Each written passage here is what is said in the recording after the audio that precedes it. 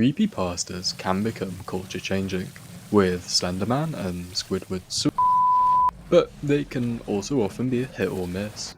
Out of the park! And today we're going to be diving into the misses, with 3 stories that I found which are interesting to say the least, and we get to take a look into the children's minds who actually wrote these stories.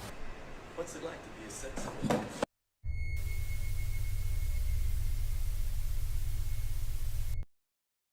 My great-grandmother lived alone up in the mountains at her cabin. Her husband was dead, so she was there all alone. Alone twice. She only had one companion, so not alone. And that was her loving dog. They both adored each other, and the dog was a great comfort to her. Every night when she went to bed, the dog would lick her hand to let her know that he was there to protect her. We're already off to an amazing start with the first paragraph.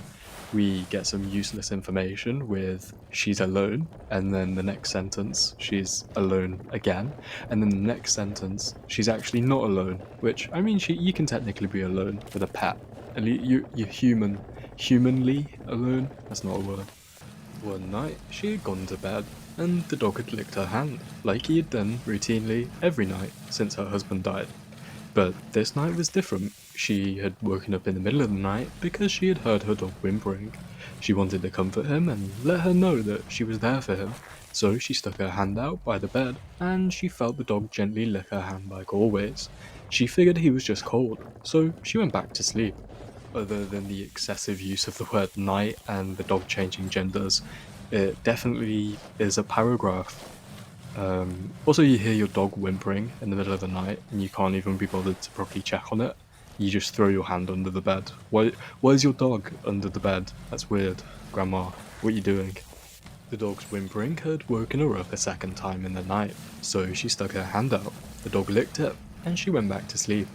This happened a third time, and so she stuck her hand out, and the dog stopped whimpering and came and licked her hand. She stayed awake a few moments afterwards, but she went back to sleep again. In the morning, she woke up and stuck her hand out by the bed, but nothing licked her hand. She thought that the dog had already awakened and was just in the front room. She rolled over and got out of bed, but heard a drip, drip, drip, drip. She thought that the sound was coming from the kitchen, so she walked over and turned the handles on the sink faucet, but it wasn't the source of the noise. After frustratingly checking the sink and its pipes, she gave up and continued into her bathroom to take a shower. As she got closer to the bathroom door, it was evident that the sound was coming from within. She opened the door, looked above the bathtub, and gasped in utter horror. There, hanging from the light by his collar, was her loving companion. His blood was dripping into the bathtub. Poor little dog. It actually never specifies what kind of dog, or if the dog was like a little pig. So yeah, it could be like a little chihuahua just like hanging from the ceiling, or it could be like a massive Great Dane, we don't know. She screamed and began to cry, wiping her eyes and sobbing. She turned and looked into the mirror. In the mirror, she saw the dog's reflection, and written on the mirror, in her dog's blood, with drips and streaks hanging down from each letter, were the words, Nigga!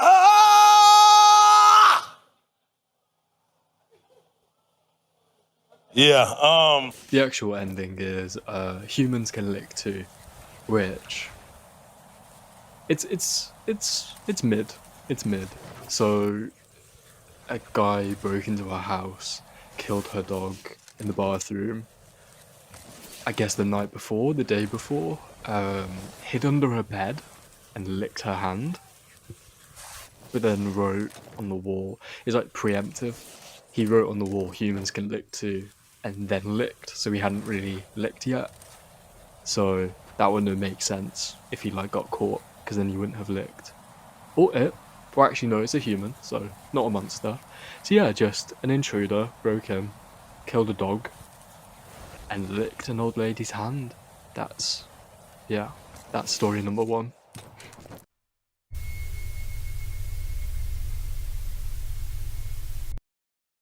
This one it's up there. It's peak short story horror writing. Probably even written by Edgar Allan Poe. Possibly. Maybe. Let's get into it. Okay, so basically it's like this. You were at a friend's house for like the night or whatever, and then you guys are making out on the couch. Yeah. And then like her dad calls on the phone and says, "No, I she likes it more if you use the other hand." Yeah. And you're all like, "Oh dude, your dad is trying to give me advice on how to diddle you."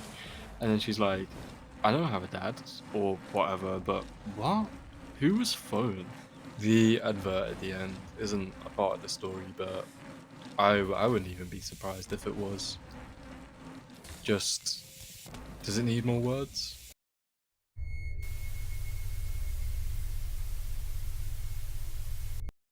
For this one, it's slightly longer than the other two, that's why I've left it for last, and it's a first time experience for all of us to just bond over and enjoy, because I've not read anything about it. All I know, it's got horrible ratings and something about the word camel.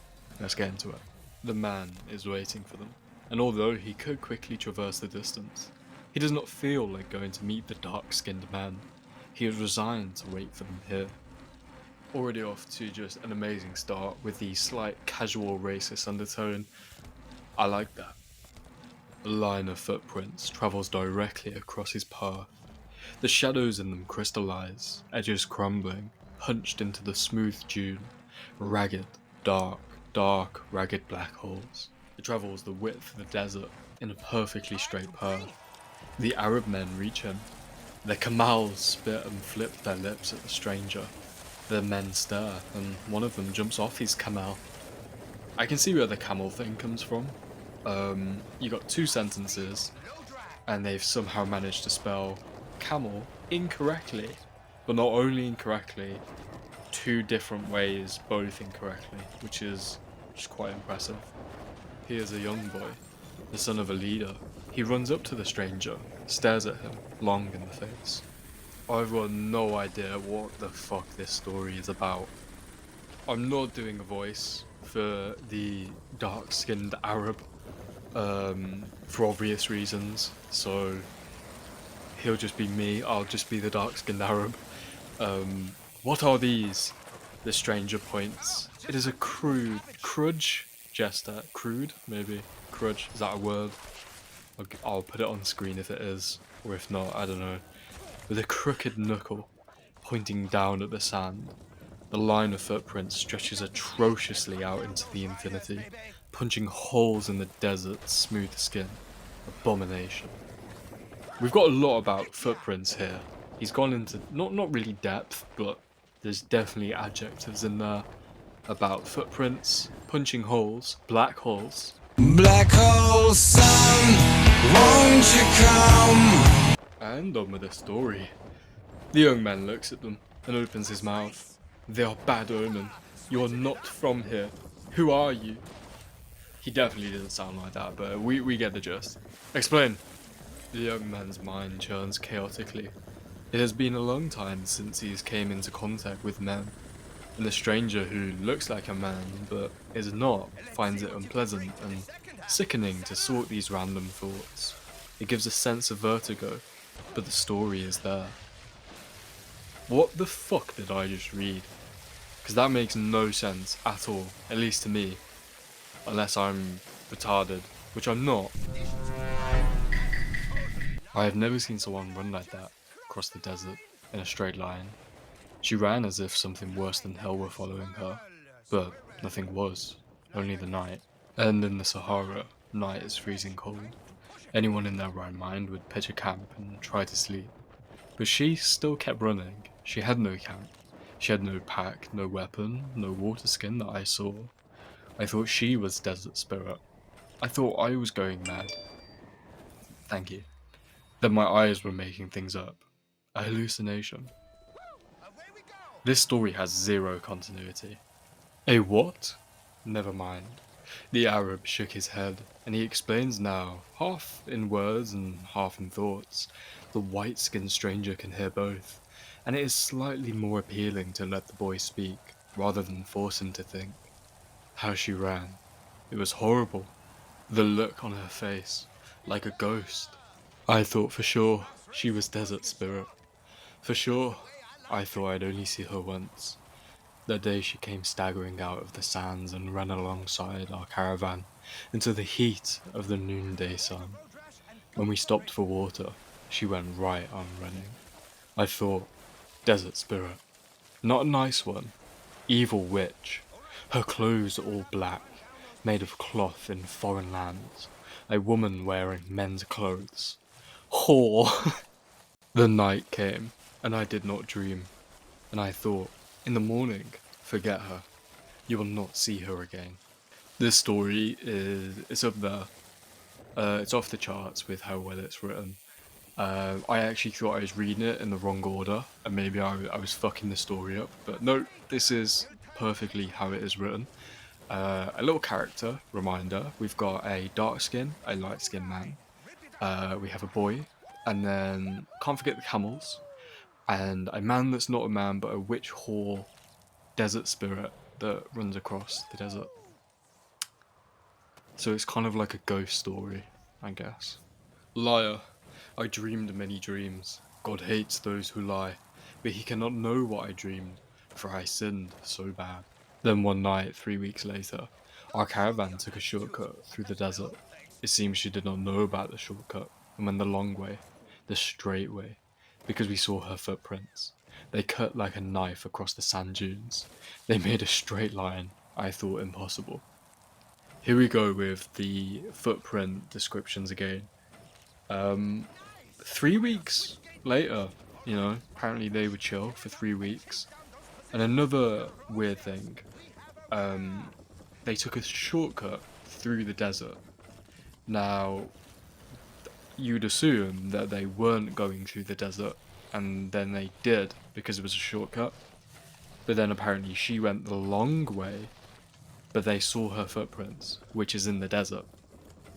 So that brings a question. How do you take a shortcut through the desert?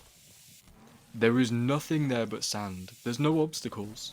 There's no blockages. There's nothing there. And you're going through the desert anyway. Because if you took the shortcut and she took the long way, but you're both in the desert, that makes. What? Is that just me? No. And then, there she was, running out ahead of us. Our camels were walking slow. We did not want to rush them.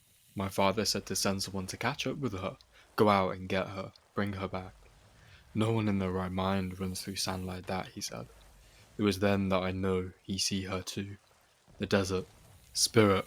So either my father and I are both crazy, or she is really there, and she carry no water skin. She has not drink any water since 3 weeks ago. Impossible. Not good. Not good is, unironically, one of the most hilarious things you could have put there. That is comedy genius.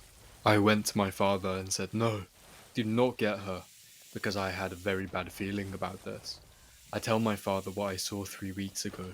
At first he does not believe me, but I tell him more, and finally he acknowledges. There is something wrong. Maybe we should not send a rider to go get the floundering girl. Floundering. I've never heard that word. It'll be on screen if it's a real word, or not. And I watch her weave and stagger, but still somehow her feet fall straight, and she's cutting a line through our desert, only slower and slower. I want her to die! I want the heat of the sun to burn her up, so I don't see her in my dreams anymore. So we leave her there. Slowly, our caravan passes her. She is running slower and slower, you see, like she were growing tired. My camel finally passed her. I see her face. There is dread, only dread, and in the pit of my stomach there is so much fear. I do not want to know what she is running from. I want only to see her go, far away, never come near me or my father or my family again. You said nothing followed her? No, nothing. Only the night. Did she speak? No. The young man is lying. In his memory, the stranger hears a last forsaken cry as the girl falls down. A screech, and then a scream so tortured and sad that even he, at his many, many eons of age, how fucking old is he, is tempted to try and actively forget it. It is, of course, impossible for him to forget. The human, Arab boy, has the luxury of spending his short life in this sand-whipped place, pushing that memory away and away and away. The stranger with a white skin wonders coolly what it would feel like to envy him. You see, I know when there is a curse, and to touch her or help her or even look at her was cursed. Now the Arab boy is pleading, trying to explain, as though leaving her was a crime. So the caravan walk past her. Last thing I see is she finally falls, and there is a little dark hump where her shoulders are, and then the camels walk too far and I cannot see her anymore. I breathed a happy sigh of relief and went on. Written by a true dick lexic. You get it. You get it. Guys, do you get it? Okay, and that is all that the stranger says. He makes a gesture, and the boy runs back to his camel. He says several words to his father, and the caravan moves on. I, like probably all of you, are just ready for it to end. And this is a nice little brief announcement I have. There is only 2 paragraphs left, or at least 2 sections for us to read, so let's get these bad boys out in bulk. The stranger looks out over the line in the sand. It is disheartening to be human and know how big the desert is. He can sense some of this, though he does not share a mortal sense of fatal tragedy. In the footsteps, there is some kind of morbid taint, a shadow of darkness or glowing particle that he can trace. A radioactive signature or a curse, either one. Neither phrase in English can adequately describe or explain what is going on. The stranger sighs. Altera, what have ye done? Where have ye gone? The footsteps do not answer and stare back their malevolence at him. Somewhere, unbeknownst to him, and forgotten by the Arab men, an ash-white girl in black wool clothing hides under the shadow of a rock, frothing and foaming. Her eyes are black, and blood has dried around the rims of them. She has held this trace for 28 hours, or rather, been held in it, and there seems no returning, no end to the catatonic miasma that of eternity spinning endlessly around her head. It is giddy and dismal, and she waits. And that was the end of the story. 0 out of 10 makes no sense. I'll see you guys in the next one. Bye.